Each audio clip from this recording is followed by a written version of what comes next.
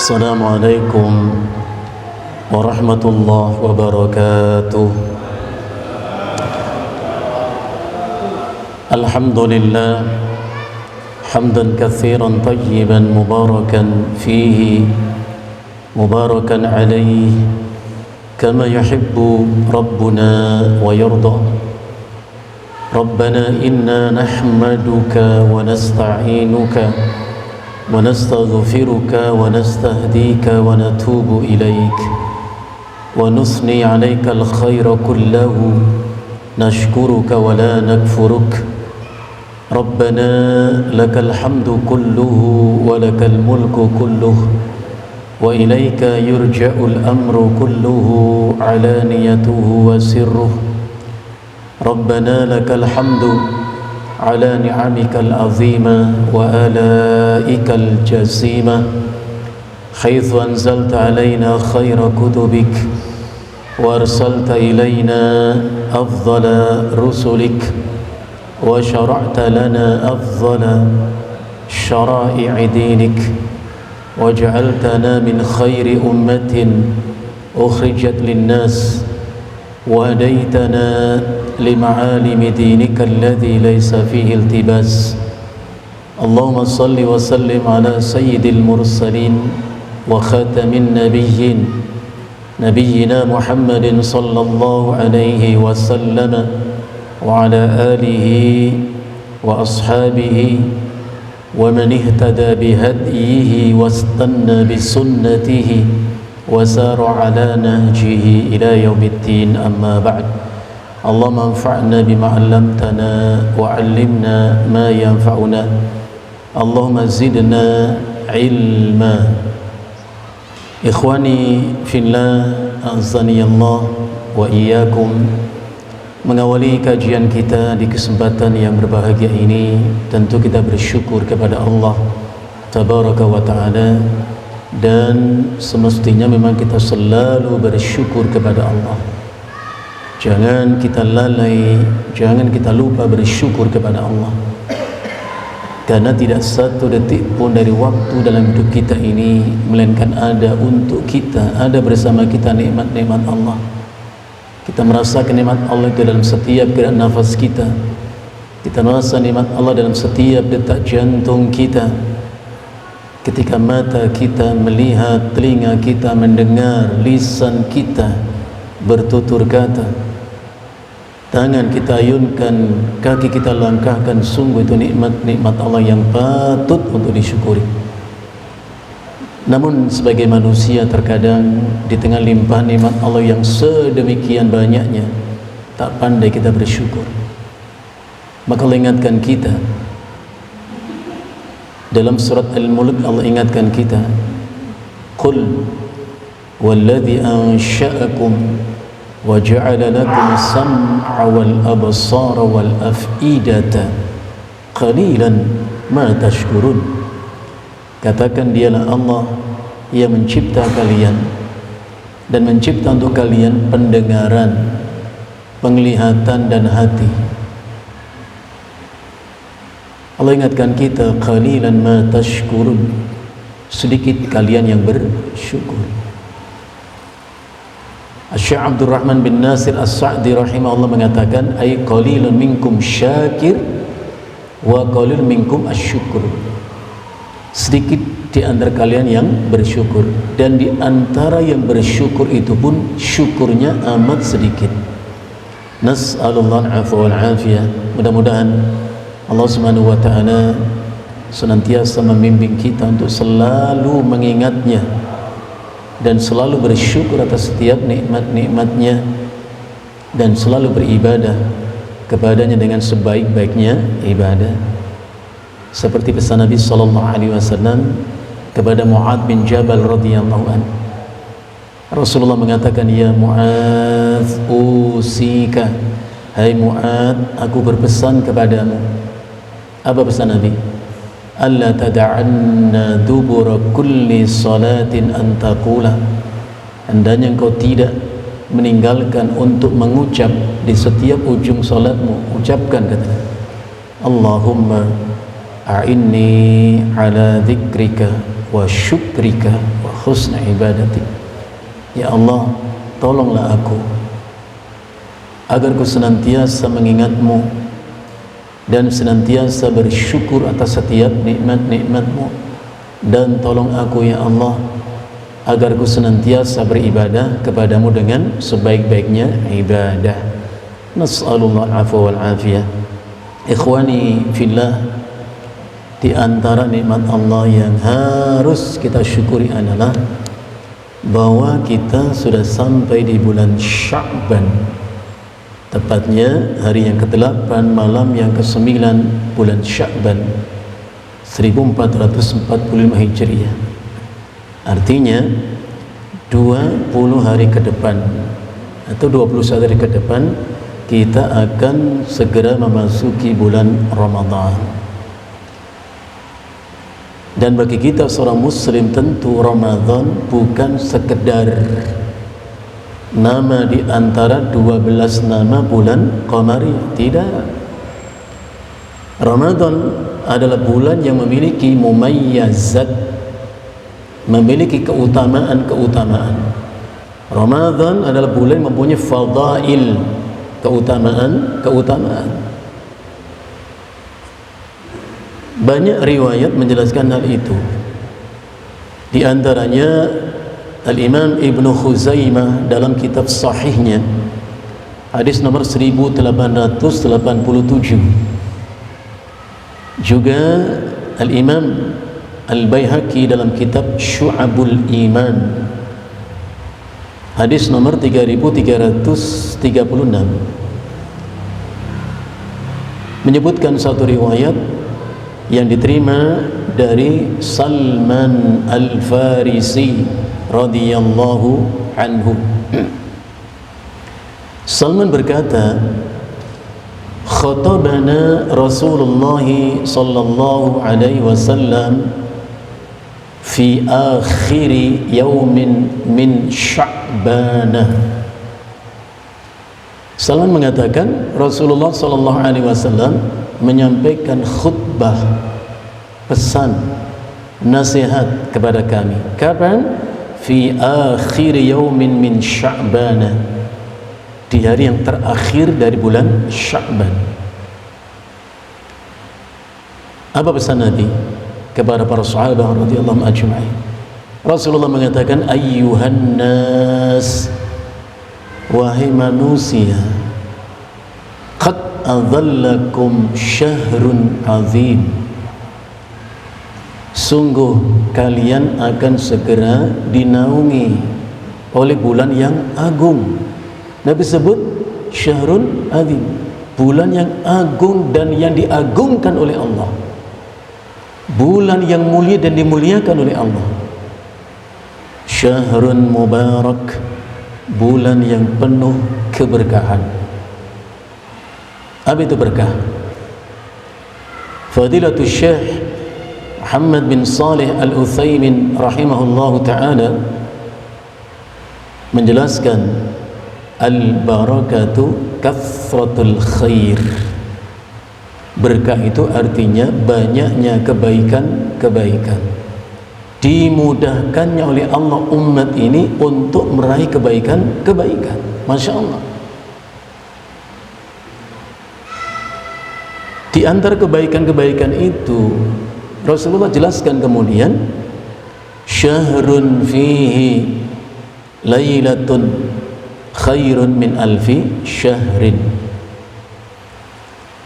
Ramadan merupakan satu bulan yang ada padanya satu malam. Di antara malam-malam Ramadan itu, satu malam yang amal salih lebih baik, lebih utama daripada amalan yang serupa dan sama dalam rentang waktu 1000 bulan. Masya Allah. 1000 bulan itu kalau dikonversi ke tahun sama dengan 83 tahun plus 3 bulan atau 4 bulan. Masya Allah. Jadi kalau malam itu kita sedang salat berjamaah di masjid, mendapat 27 kali lipat dikalikan 84 tahun, Masya Allah gitu. Umur manusia itu, umur umat Nabi itu, kata Nabi, rata-rata 60-70. Rasulullah mengatakan a'maru ummati ma baina sittin ila as-sab'in. Umur umatku itu 60-70. Dalam riwayat lain dikatakan hasadu ummati, diambil kembali oleh Allah umatku itu, dipetik ibarat tanaman oleh Allah. Berapa? Ma baina sittin ila as-sab'in, antara 60-70. Rasulullah pun enggak sampai 70 tahun, 60 sekian tahun. Aisyah, Khadijah pun demikian. Masya Allah. Ada sahabat berkata, Anda ya Rasulullah orang yang umurnya sampai 70 bahkan lebih, 80 bahkan lebih. Apa Nabi menjawab? Qalilun man yajuzu dhalik. Sedikit umatku yang mencapai umur itu, ada cuman sedikit. Maka Rasulullah doakan, Allahumma arham abna as-sab'in, Allahumma arham abna as-samanin. Ya Allah, rahmatilah hambamu yang kau beri umur 70. Ya Allah, rahmati hambamu yang kau beri umur 80. Sedikit. Tapi kalau kita ketemu Ramadan mendapatkan malam kemuliaan itu, Masya Allah, seolah kita mendapatkan tambahan umur penuh dengan kebaikan-kebaikan. Inilah malam yang mulia, satu saja malam di antara malam-malam Ramadan. Yang pasti malam itu adanya di bulan Ramadan. Yang kedua, yang pasti ada di malam-malam yang ganjil. Yang pasti itu ada di 10 malam terakhir Ramadan. Lebih kuat lagi, itu malam yang ke-27. Karena Rasulullah SAW bersabda, man kana mutaharriyaha, siapa yang ingin mendapatkan malam itu, falyataharraha lailatas sabi' wal ishrin. Itu hadis. Maka dapatkan di malam yang ke-27. Walaupun di antara ulama ada khilaf, ada mengatakan beda tahun beda malam itu, bisa malam ke-21, malam ke-23, 25, 27 atau 29. Apa artinya? Andai kita memfokuskan 10 terakhir Ramadan untuk ibadah, insya Allah dapat itu. Makanya Aisyah radhiyallahu anha mengatakan, kana Nabi sallallahu alaihi wasallam idza dakhala al-ashru al-awakhir, yakni min Ramadan. Rasulullah sallallahu alaihi wasallam itu kalau sudah masuk 10 terakhir Ramadan, syaddal mi'zar, kata Aisyah, Rasulullah mengencangkan ikat pinggangnya. Al-Imam Ibnu Qudamah rahimahullah dalam kitab Mukhtasar Minhajul Qasidin mengatakan, maksud ucapan Aisyah syaddal mi'zar di situ adalah taqlilut ta'am, mengurangi makan. Itu maknanya. Wa ahyal laila, lebih banyak menghidupkan malam-malam terakhir Ramadan itu. Wa ayqadha ahlah, dan membangunkan istri dan anak-anaknya. Itulah Rasulullah. Termasuk satu hadis yang diriwayatkan oleh Al-Imam Ibnu Majah dalam kitab Sunannya, hadis yang ke-1642 dari Abi Hurairah radhiyallahu anhu, diterima riwayat ini, di mana Rasulullah sallallahu alaihi wasallam bersabda, idza kanat awwalu lailatin min ramadana apabila datang tiba malam pertama Ramadan, suffidatis syayatinu wa maradatul jinni. Nabi mengatakan apa? Suffidatis syayatinu wa maradatul jinni. Diikat rapatlah, dibelenggu dengan kuatlah siapa? Syaitan dan yang durhaka di antara bangsa jin. Jadi diikat itu syaitan dari bangsa jin. Dan sering saya sampaikan, syaitan itu sifat, watak, karakter. Maka ulama kita mengatakan summiya syaitanu li bu'dihi 'anil haqqi wal khair. Syaitan disebut syaitan kenapa? Karena begitu jauhnya ia dari kebaikan dan kebenaran. Itu sifat. Personifikasinya, sosoknya jelas, minal jinnati wan nas. Bisa berupa jin, bisa berupa manusia. Sebagaimana firman Allah, A'udzu billahi minasyaitonir rajim, wa kadzalika ja'alna likulli nabiyyin aduwwa. Dan demikianlah kami menjadikan untuk setiap nabi itu musuh, yang membenci, yang menentang nabi itu. Itu khabar dari Allah. Tak seorang nabi pun tanpa ada yang memusuhinya. Siapa musuh nabi? Allah mengatakan syayatinal insi wal jinni, yaitu syaitan-syaitan yang berwujud manusia dan syaitan berwujud jin. Jelas. Maka orang-orang munafik Allah sebut dengan syaitan. Ingat di awal surat Al-Baqarah bagaimana Allah menjelaskan karakter orang munafik. Wa idza laqul ladzina amanu qalu amanna wa idza khalau ila syayatinihim qalu inna ma'akum innama nahnu mustahzi'un. Jelas Allah katakan itu. Orang-orang munafik itu bila bertemu dengan orang yang beriman, dengan ringan lisan mereka mengucapkan amanna, kami beriman, kami beriman. Dinyatakan dengan lisan mereka, kami beriman. Tapi kata Allah, wa idza khalau ila syayatinihim, kalau mereka kembali kepada syayatinihim, kata Allah, kembali kepada syaitan-syaitan mereka, maksudnya ashabihim, sahabat-sahabat mereka, kawan-kawan mereka yang satu frekuensi dengan mereka, satu nada dan irama dengan mereka dalam kekufuran. Mereka mengatakan apa? Inna ma'akum, sesungguhnya kami masih bersama kalian. Kami tadi mengatakan kami beriman, hanya mengolok-olok orang beriman saja. Inilah orang munafik. Allah sebut apa? Syaitan. Jadi dibelenggu itu syaitan-syaitan dari bangsa jin, syaitan dari bangsa manusia. Wah, masih kentayangan, Pak. Masih leluasa ya. Wa ghulliqat abwabun nar falam yuftah minha bab, dan ditutup rapatlah pintu-pintu neraka, tak satu pintu pun yang terbuka. Ingat pintu apa? Pintu neraka. Pintu diskotik, pintu kafe masih terbuka?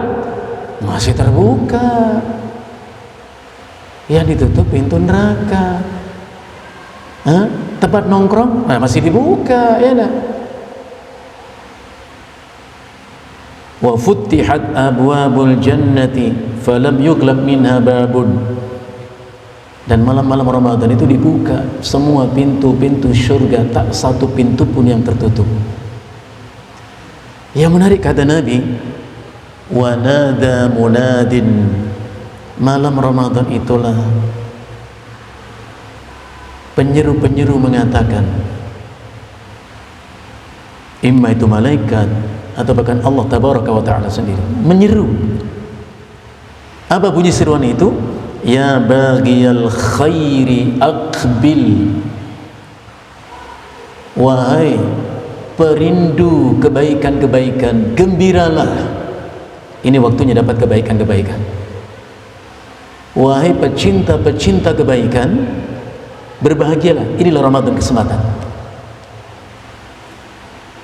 Wa ya baghiyasy syarri aqsir, wahai pecandu-pecandu kemaksiatan, berhentilah. Masya Allah, cuman kita nggak mendengar surah itu. Nabi sampaikan kepada kita, menggembirakan hati kita dengan Ramadan itu. Kalau kita dalam pecinta kebaikan-kebaikan, ini saatnya meraih kebaikan-kebaikan. Yang masih senang berbuat maksiat, ini kesempatan untuk menghentikan kemaksiatan itu. Wa dzalika fi kulli lailatin, dan itu setiap malam seruan itu diserukan. Rasulullah sallallahu alaihi wasallam kemudian mengatakan, ja'alallahu siyamahu fariidatan,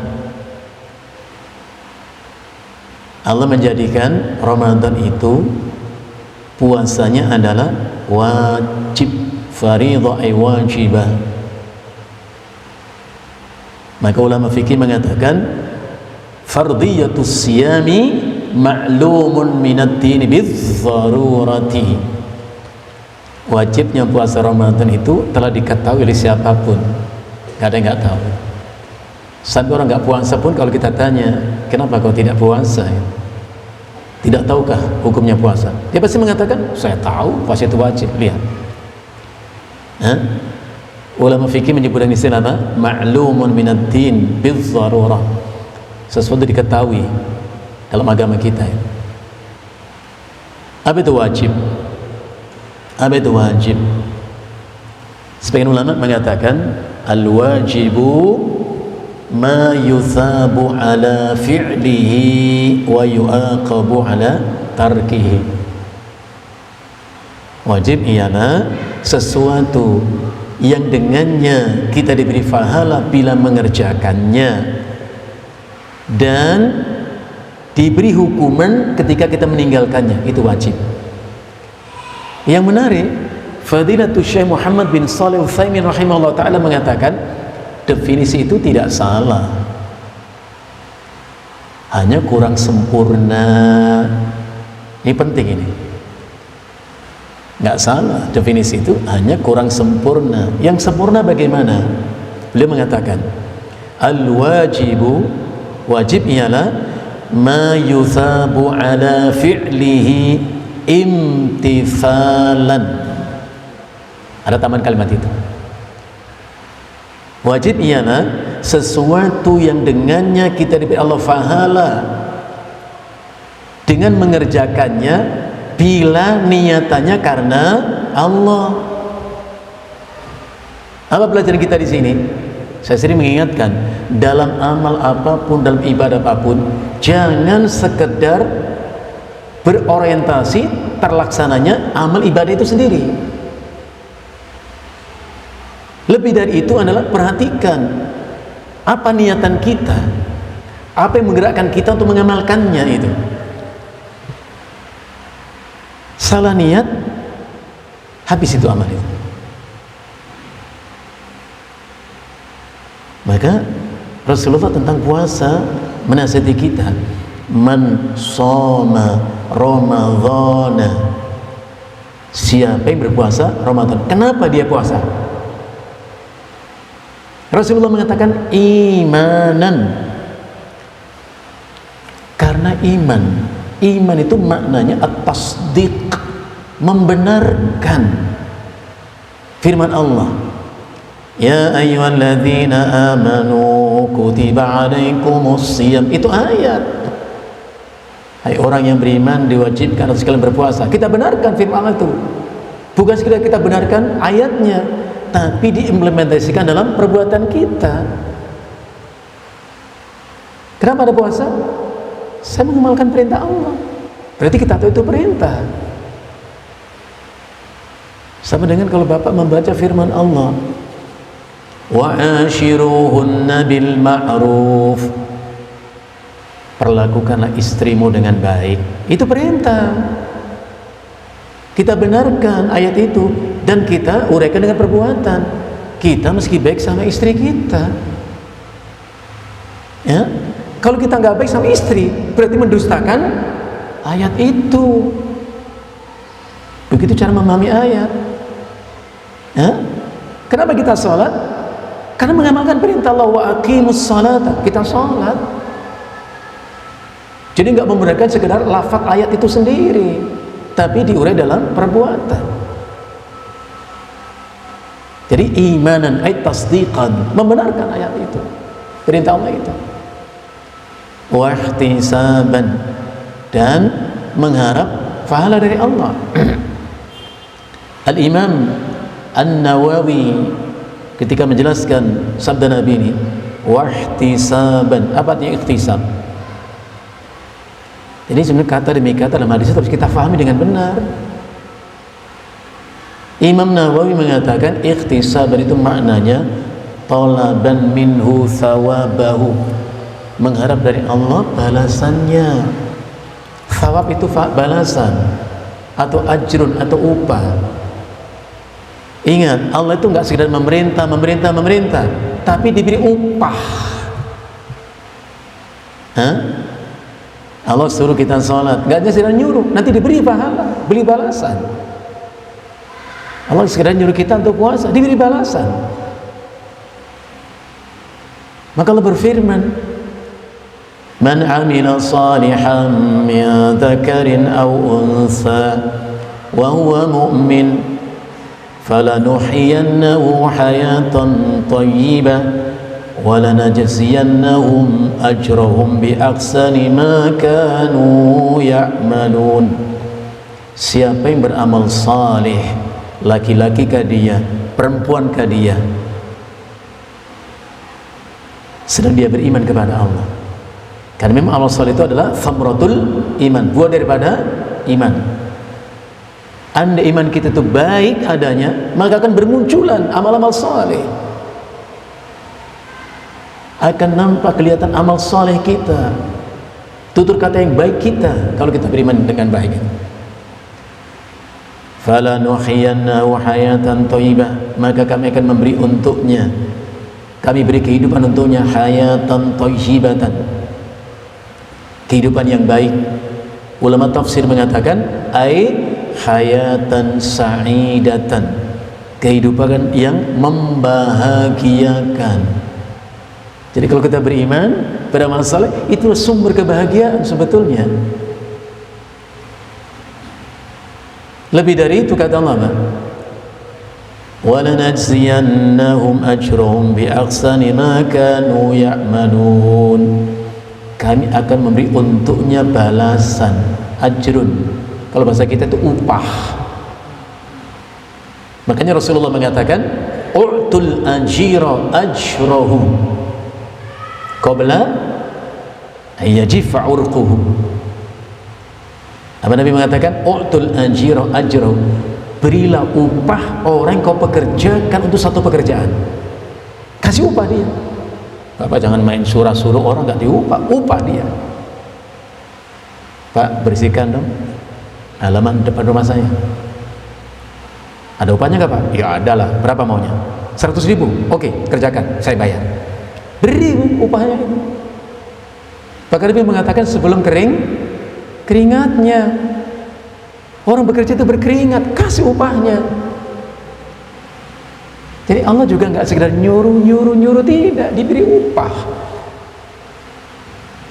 Bahkan upah yang Allah berikan kepada kita lebih baik dari amalan kita itu sendiri. Masya Allah, ya. Inilah wajib, sesuatu yang karenanya kita diberi Allah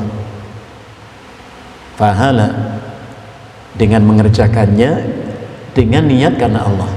Maka sering saya ingatkan, apapun amalan kita lakukan, pastikan dasarnya adalah imtithalan li amrillah. Saya amalkan ini dan itu karena mengamalkan perintah Allah. Kita tutup perintah, kita kerjakan. Sebaliknya, apapun yang kita tinggalkan, perbuatan apapun, kenapa kita tinggalkan? Apa dasarnya? Bukan karena kita nggak suka, bukan karena nggak demen, tapi kita tinggalkan perbuatan itu intihaan wajtinaban lima nahallahu anhu. Itu aku tinggalkan karena itu dilarang oleh Allah, maka aku jauhi. Inilah taat namanya, inilah ibadah. Al-Imam Al-Qurtubi rahimahullah ta'ala mengatakan aslul ibadati al-khudu'u wa-dhullu.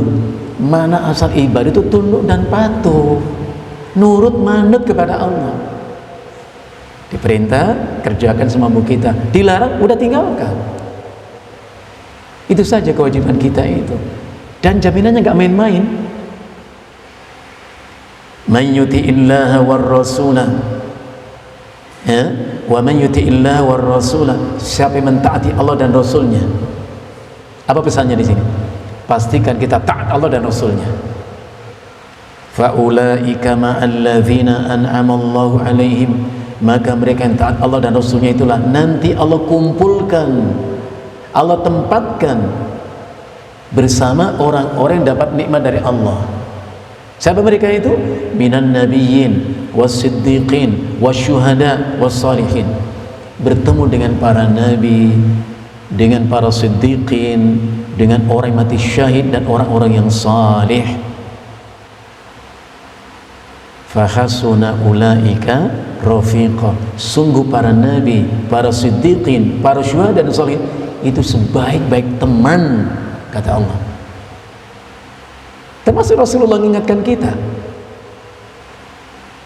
kullu ummati yadkhulunal jannah. Kurang senang apa kita mengucapkan Nabi? Kullu ummati yadkhulunal jannah. Setiap umatku akan masuk surga. Illa man aba. Ada istisnanya. Kecuali orang yang memang tak mau masuk surga. Apa mau dikata? Orang tak mau.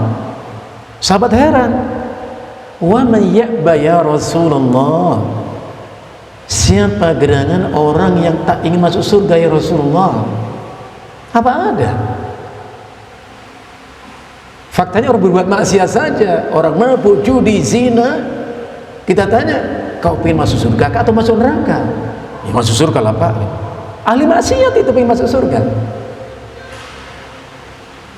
Maka sahabat bertanya, wa man ya'ba ya Rasulullah, siapa yang tak ingin masuk surga ya Rasulullah?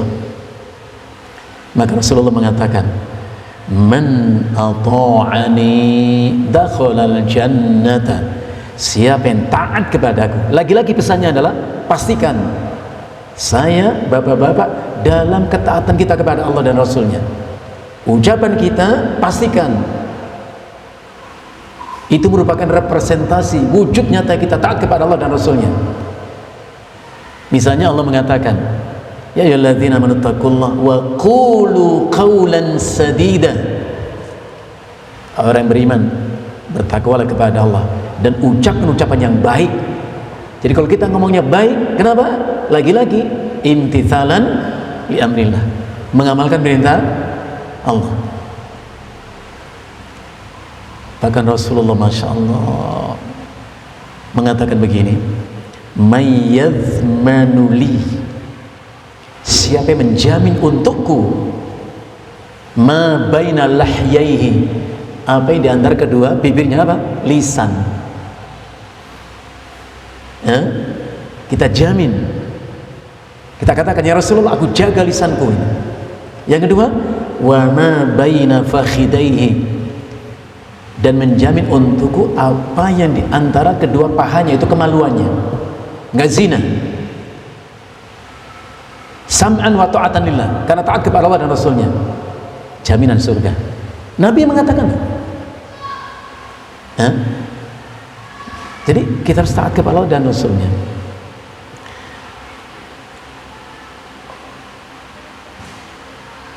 Al-Imam Ibnu Majah dalam kitab sunannya nomor 1328, Rasulullah juga mengatakan Ramadan adalah syahrun kataballahu alaikum siyamahu, Ramadan merupakan bulan yang Allah wajibkan puasa untuk kalian. Wa sanantu lakum qiyamahu. Lihat ucapan Nabi. Dan aku sunnahkan untuk kalian sholat di malam Ramadan itu. Walaupun Rasulullah itu enggak Ramadan tetap sholat malam, Pak. Kita baru ingat tarawih. Enggak Ramadan pun tetap sholat malam. Namanya qiyamul lail. Masuk Ramadan disebut qiyamul Ramadan, gitu lah. Maka Rasulullah mengatakan, alaikum bi qiyamil lail. Salat tahajudlah kalian. Enggak Ramadan, salat tahajudlah kata Nabi. Kenapa? Fa innau da'bus salihin, karena salat tahajud itu kebiasaan baik orang-orang saleh. Jadi enggak ada orang saleh yang tidak salat malam kata Nabi. Da'bur itu adatun, kebiasaan orang saleh salat malam itu. Muqribatun lirabbi, salat malam itu mendekatkanmu kepada Allah. Wa manhatun 'anil ismi, salat malam itu mencegahmu dari perbuatan dosa. Wa matradatun lidda'i 'anil jasadi, salat malam itu menghalau penyakit dari tubuh, itu kata Nabi. Ya, salat tahajud, salat tarawih di bulan Ramadan.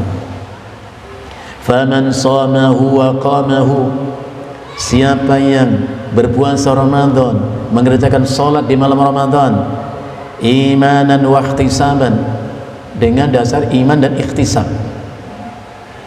Ya, apa fadilahnya? Rasulullah mengatakan, kharaja min dhunubihi kayaumi waladathu ummuh, maka ia keluar darinya dosa-dosanya, sehingga ia adanya seperti hari dilahirkan oleh ibunya. Masya Allah. Nah, ini target kita Ramadan. Urusan nanti nggak punya uang beli baju baru, nggak bisa beli tiket pulang kampung, no problem ya. Targetnya ini gitu loh. Keluar dari Ramadan itu, kharaja min dhunubihi kayaumi waladatu umum, keluar darinya dosa-dosanya seperti hari dilahirkan ibunya. Masya Allah. Apa itu puasa? Apa itu siam? Ya puasa, ya puasa. Masya Allah. Kenapa sih kalau ilmu itu gak digali, dikaji yang lebih dalam gitu, supaya tahu secara komprehensif itu apa itu istilahnya. As-sawmu atau as-siyam secara etimologi, secara bahasa, bimana al-imsak, yaitu menahan secara bahasa. Kenapa istilah menahan? Karena sifat manusia itu terlalu banyak keinginan gitu masalahnya.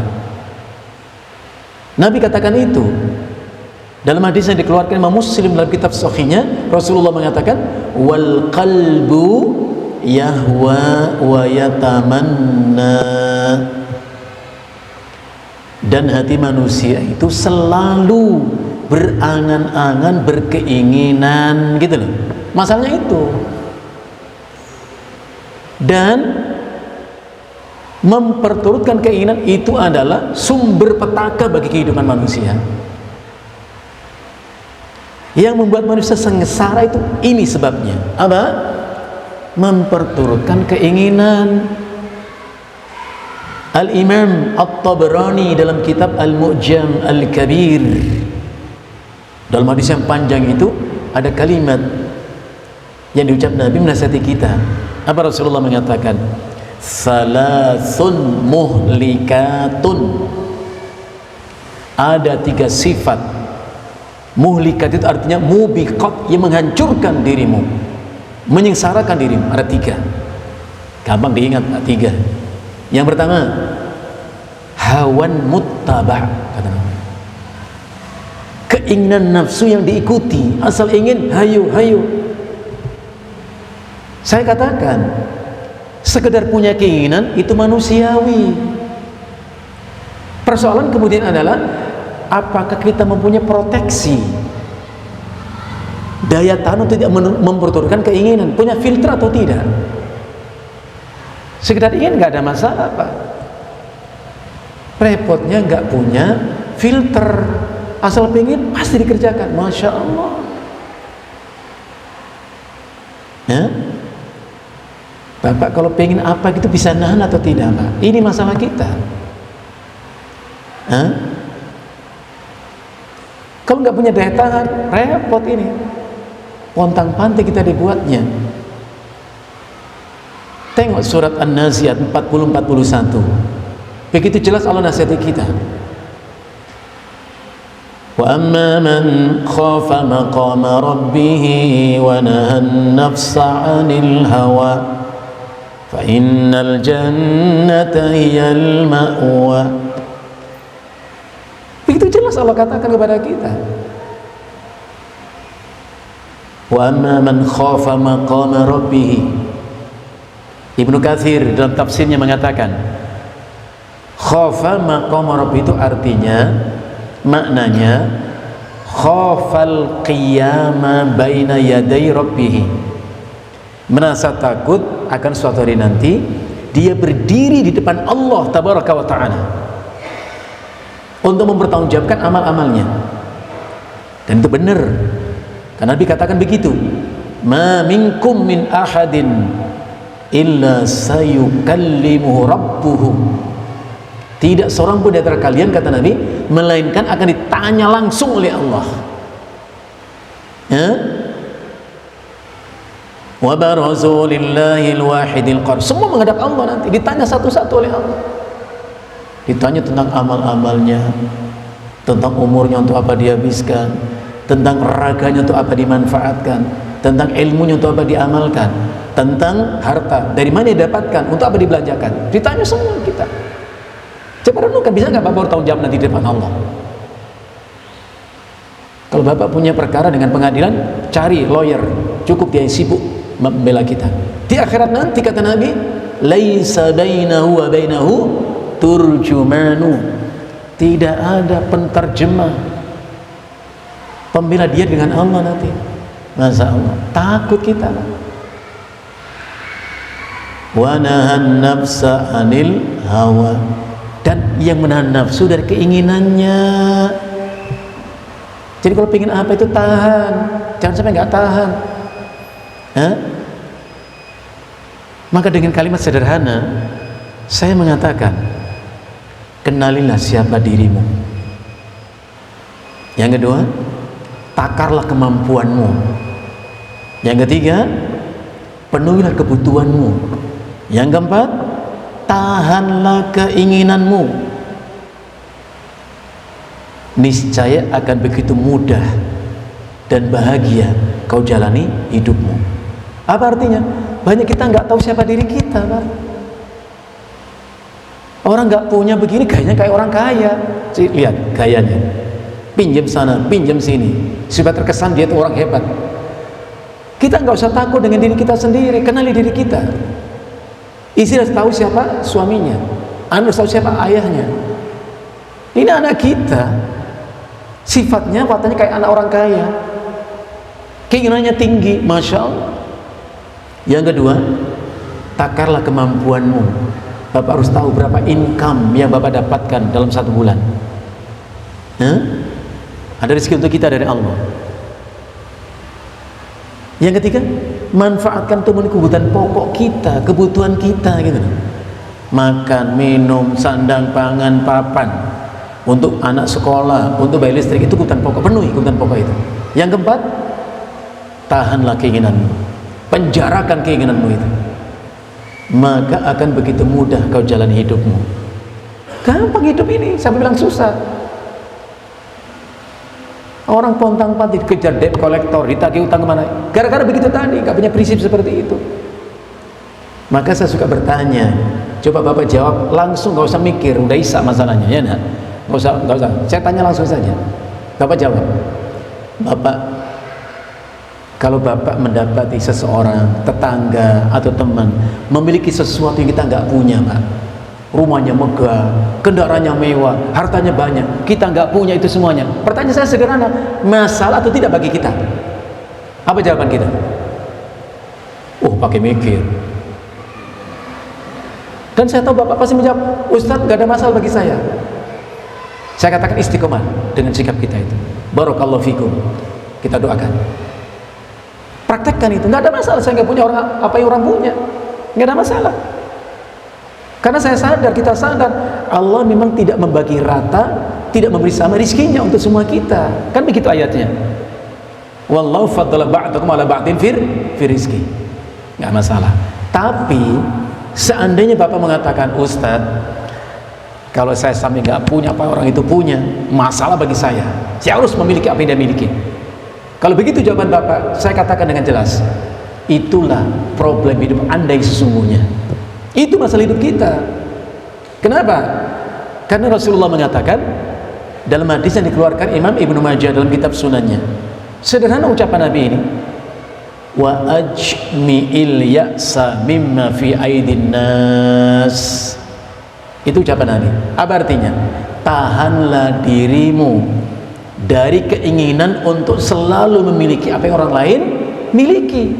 Kata Nabi, Ramadan mengajarkan kita itu sebetulnya. Makan minum banyak, tes saja, praktek saja langsung. Bukannya urusan makan minum, semua keinginan harus dikendalikan, Pak. Itulah esensi puasa. Masih banyak yang harus kita sampaikan tentang puasa, tapi paling tidak apa yang kita sampaikan cukup memberi gambaran puasa begitu luar biasa hikmahnya.